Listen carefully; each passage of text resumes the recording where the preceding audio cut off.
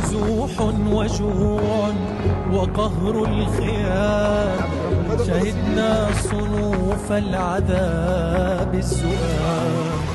نزوح وجوع وقهر الخيام، شهدنا صنوف العذاب الزؤام. كتبنا بصبر حروف التاريخ، وما اهتز جفن للشعب الكرام. كتبنا بصبر حروف التاريخ، وما اهتز جفن للشعب الكرام. لنا الله